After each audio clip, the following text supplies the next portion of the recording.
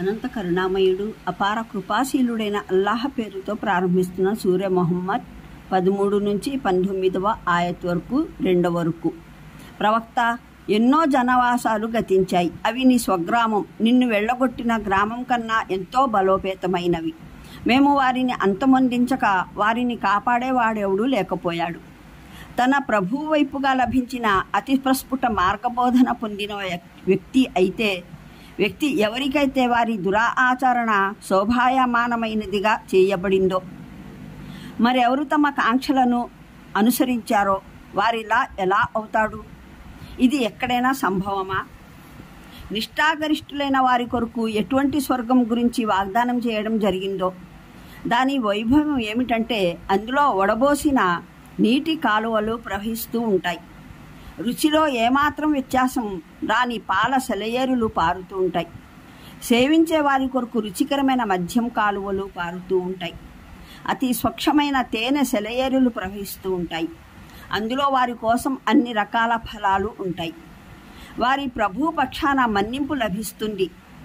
ఎవరి భాగ్యంలో ఈ స్వర్గం లభించనున్నదో అతను నరకంలో సదా ఉండేపోయే వారిలా, ప్రేవుల్ని సైతం త్రెంపివేసే వేడి నీళ్లు త్రాపించబడే వారిలా ఎలా అవుతాడు? వీరిలో కొందరున్నారు, చెవులొగ్గి నీ మాట వింటారు. నీ వద్ద నుండి వెరికి రాగానే జ్ఞాన సౌభాగ్యం ప్రసాదించబడిన వారిని అడుగుతారు, అవును ఈయన గారు ఇప్పుడు చెప్పినదేమిటి అని. హృదయాలపైన దైవ ముద్ర వేసినటువంటి వారు వీరు తమ మనోకాంక్షలను అనుసరించేవారైపోయారు. పోతే ఎవరైతే సన్మార్గ బోధన పొందారో వారికి అల్లాహ్ మరింత మార్గబోధన చేస్తాడు. భయభక్తుల వారి వాటా వారికి ప్రసాదిస్తాడు. ఇక వీరు ప్రళయం కొరకే నిరీక్షిస్తున్నారా ఏమిటి? అది అకస్మాత్తుగా వీరిపైన అసన్నమవ్వాలని.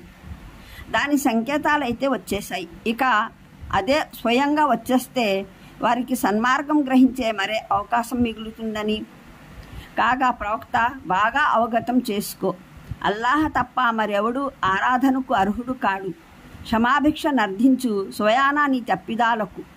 విశ్వాసులైన స్త్రీ పురుషుల కొరకు కూడా అల్లాహ్ మీ కార్యకలాపాలను ఎరుగు, మీ స్థిర నివాసం గురించి కూడా ఎరుగు.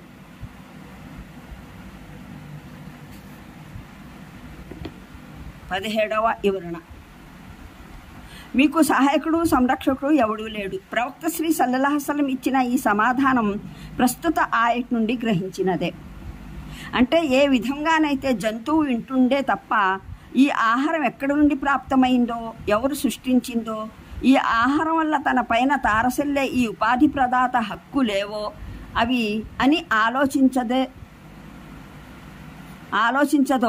అదేవిధంగా ఈ జనులు సైతం తింటూ పోతున్నారే తప్ప మేయడం మొక్కడానికి మించి ఏ విషయమూ వీరు పట్టించుకోవడం లేదు. దైవ సందేశహరులు సల్లల్లాహు అలైహి వసల్లం మక్కా నుండి వెళ్ళడం పట్ల చాలా బాధపడ్డారు. హిజ్రత్కు బయలుదేరడం తప్ప గత్యంతరం లేకపోయేసరికి ఆయన నగరం వెలుపలికి వచ్చిన తరువాత నగరం వైపునకు మరలి, మక్కా ప్రపంచ నగరాలలోకెల్లా నీవు అల్లాహకు ఎంతో ప్రీతిపాత్రమైన దానివి. దేవుని సకల నగరాలలో అన్నింటికన్నా నాకు నీవంటేనే అధిక ప్రేమ. బహుదైవారాధకులు నన్ను వెలికి తీయకపోయినట్లయితే నేను నిన్ను వదిలి ఎన్నడూ వెళ్ళేవాణ్ణి కాను అని అన్నారు. దీన్ని పురస్కరించుకునే ఇలా సెలవీయడం జరిగింది. మక్కావాసులు నిన్ను వెలికి పంపి తాము ఏదో ఘనకార్యం సాధించామని తమంతట తాను భావిస్తున్నారేమో. నిజానికి ఈ చేష్ట వల్ల వారు తమ శాస్తిని కొని తెచ్చుకున్నారు. ఆయట్లో భావ ప్రకటనా విధానం స్పష్టంగా చెబుతుంది. ఇది ఖచ్చితంగా హిజ్రత్ వెనువెంటనే అవతరించి ఉంటుంది అని. అంటే ప్రవక్తకు అయిన అనుచరులకు దైవం పక్షాన ఒక సరళమైన స్పష్టమైన మార్గం ప్రాప్తమవగా తమ విఘ్నత వెలుగులో వారు దాని మీద నిలకడగా స్థిరపడిన తర్వాత ఇప్పుడు తమ ప్రాచీన అజ్ఞానాన్ని పట్టుకొని తమ మార్గ విహీనతను మార్గబోధనగాను, తమ దుర్వర్తనల్ని ఉత్తమ గుణంగాను భావించడం సాధ్యమా?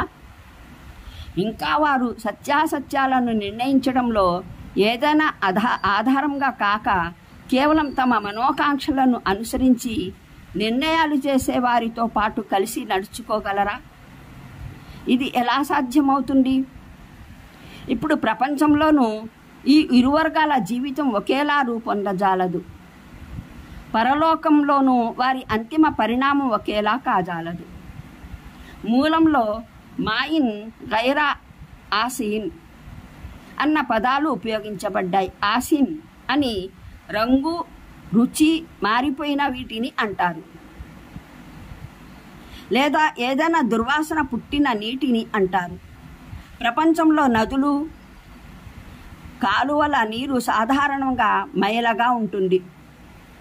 అందులో ఇసుక, మన్ను, కొన్ని సందర్భాలలో రకరకాల హరిత జాతుల కలవడం వల్ల వాటి రంగు, రుచి మారిపోతాయి.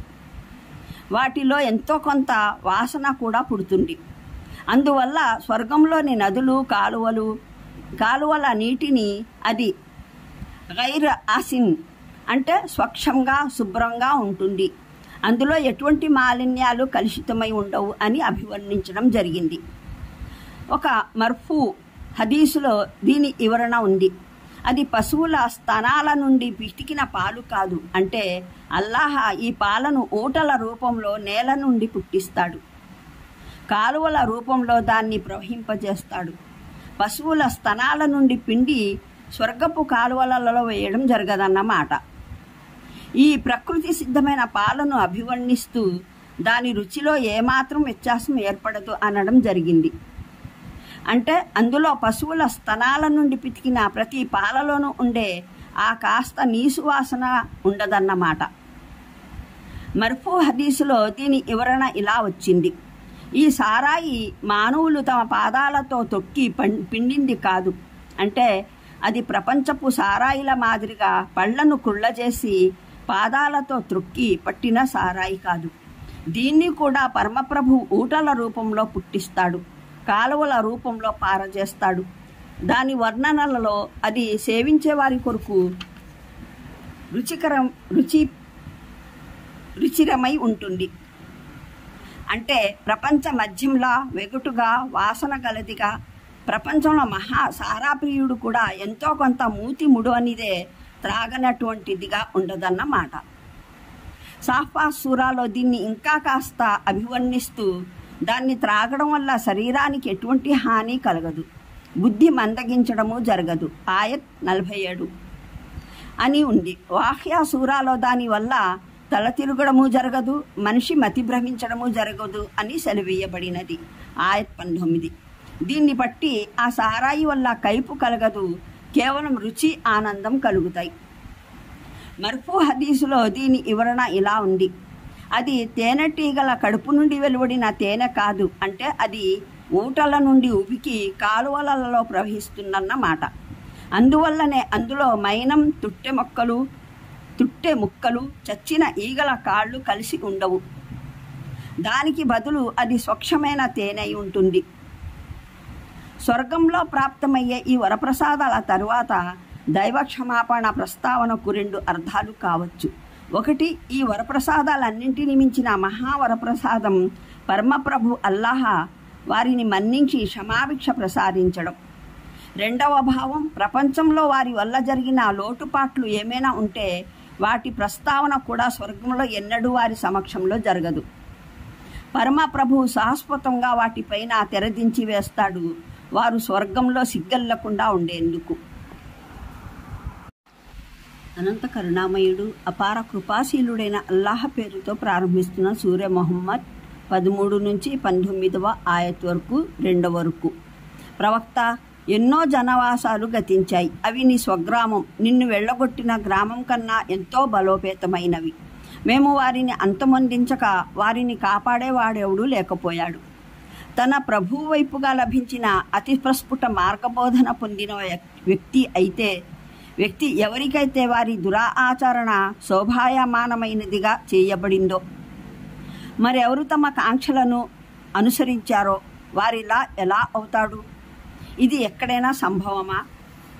నిష్ఠాగరిష్ఠులైన వారి కొరకు ఎటువంటి స్వర్గం గురించి వాగ్దానం చేయడం జరిగిందో దాని వైభవం ఏమిటంటే